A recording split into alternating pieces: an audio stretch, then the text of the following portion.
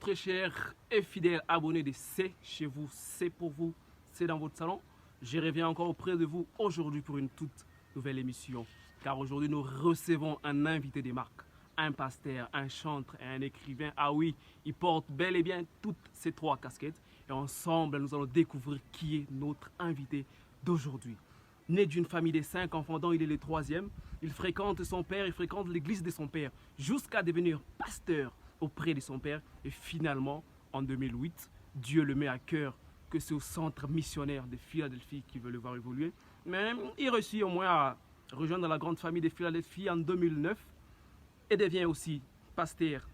Mais en 2012, il quitte le pays. Il quitte le pays pour finalement revenir en 2015 avec un diplôme de théologie en poche. Et en 2017, il met à la consommation du grand public ces grands titres que vous connaissez tous, Emmanuel, qui compte aujourd'hui plus de 10 millions de vues sur YouTube, suivi de Yahweh Loba, Tant que tu donnes un chant. J'espère qu'ensemble, vous avez pu deviner qui est notre invité d'aujourd'hui. C'est bel et bien le pasteur Lord Lombo du centre missionnaire de Philadelphie. Et sans tarder, nous passons à la phase suivante de notre émission, celle que je préfère bien, face aux questions et réponses. Notre toute première question aujourd'hui est: qui est Lord Lombo? Comment arrivez-vous à vous définir? Et notre deuxième question: à votre naissance, votre père vous donne ce nom, Lord is my glory, qui ne signifie rien d'autre qu'en français Dieu est ma gloire. Aujourd'hui, pouvons-nous dire que toute cette grande gloire de Dieu qui se manifeste dans votre vie n'est rien d'autre que le fruit d'un prénom que vous portiez déjà à votre naissance? Et notre troisième question est: c'est vrai que vous avez évolué auprès de votre père dès votre plus jeune âge, mais cela ne faisait pas de vous un chrétien engagé. Et la question est celle-ci: à quel moment Dieu vous a-t-il appelé? Comment s'est passé votre appel? Par quelle méthode Dieu a-t-il procédé pour vous parler? Parce qu'on sait que Dieu parle tantôt d'une manière et tantôt d'une autre. Et notre question suivante est celle-ci. Aujourd'hui, Emmanuel compte plus de 12 millions de vues sur YouTube, suivi de Yahweh Loba, Tant que tu donnes un chant, qui varie entre 3 et 4 millions de vues. Pouvons-nous dire aujourd'hui qu'Emmanuel est votre plus grande réalisation jusqu'à présent? Vous êtes pasteur, chanteur, écrivain.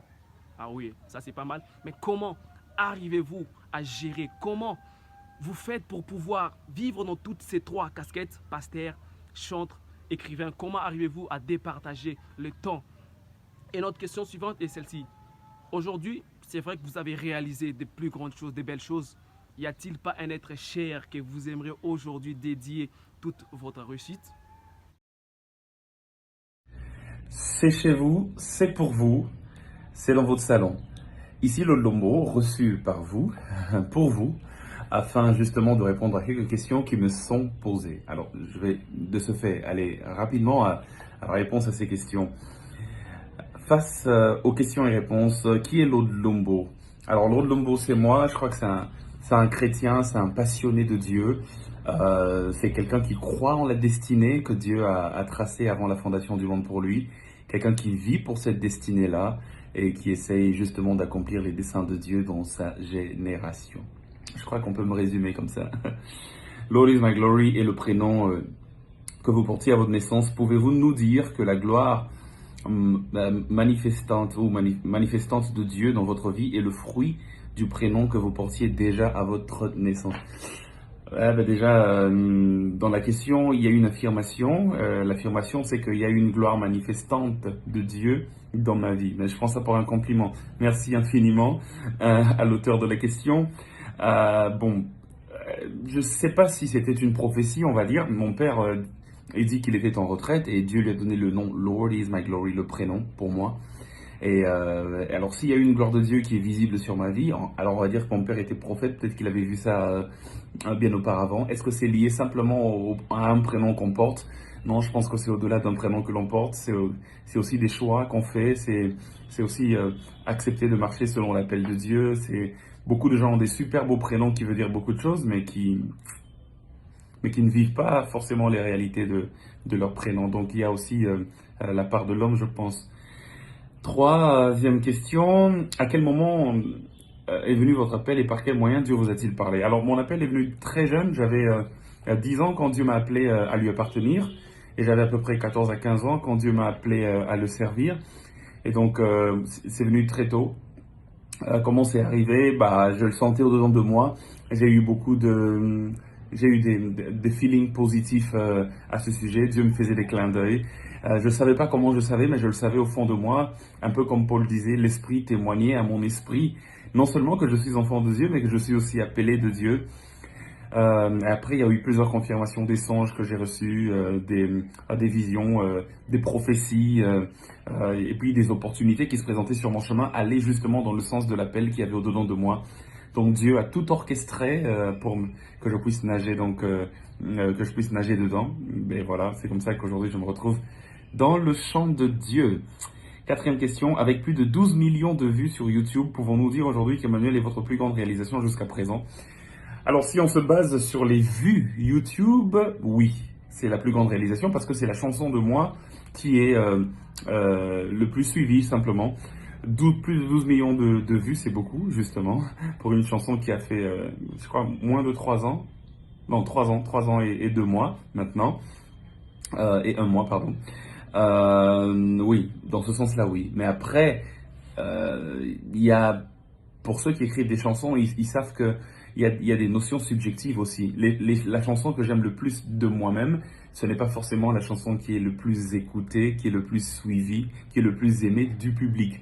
Parce que lorsqu'on écrit des chansons, il y a des circonstances particulières qui font que soit on s'attache plus à un chant ou à un autre, plus à un chant qu'à un autre. Donc voilà, est-ce que c'est ma plus belle réalisation? Peut-être bien. Mais personnellement, je pense que j'ai écrit des chants beaucoup mieux, beaucoup meilleurs qu'Emmanuel. Alors, pasteur, chantre, écrivain, comment arrivez-vous à gérer toutes ces différentes casquettes? Déjà, c'est jamais une compétition, c'est plutôt une collaboration. Toutes ces casquettes en moi collaborent. Lorsque j'arrive quelque part, le pasteur peut ouvrir la porte au chantre en moi, le chantre peut ouvrir la porte au prédicateur ou à l'écrivain. Donc c'est une collaboration. Ce n'est jamais lourd à porter parce que tout ça c'est moi en fait. En fait, si vous enlevez un aspect, si vous enlevez une dimension, ce n'est plus moi. Moi, c'est tout ça justement. Et puisque c'est moi, bah c'est jamais lourd d'être soi. Donc c'est un peu ça. Et aussi, parfois, c'est question de saison aussi. Il y a des saisons où c'est le pasteur qui est plus sollicité, il y a des saisons où c'est le chantre qui est plus sollicité, il y a des saisons où c'est l'écrivain qui est plus sollicité. Donc ça dépend des saisons aussi et du programme de Dieu par rapport à chaque moment. Mais en général, je pense que c'est une équipe qui est au-dedans de moi et les joueurs de cette équipe qui sont ces différentes casquettes se font de belles passes pour qu'on arrive à gagner. Voilà, vous avez compris la métaphore. Alors la 6e question, c'est avez-vous un être très cher à qui, un être très cher à vous, à qui vous dédiez votre réussite? Je dirais mon père d'abord qui est dans le ciel, Dieu, voilà, c'est un être très cher à moi. Je lui dédie ma réussite parce que c'est lui qui a tout orchestré. Mais aussi, je dirais mes parents, mon père et ma mère, qui ont fixé en moi toutes les valeurs que j'ai et qui m'ont toujours accompagné. Mon père a toujours été là derrière pour me dire, pour me pousser à me transcender, à aller plus loin, aller plus haut. Donc vraiment, mon père a joué un rôle déterminant. Et puis je dirais aussi mon père spirituel qui, une fois qu'il a découvert le potentiel que j'avais, n'a pas hésité à me lancer. Après, il y a tout plein de personnes, mais voilà, on peut s'arrêter là. Et sans tarder, nous sommes déjà arrivés à la fin de notre émission.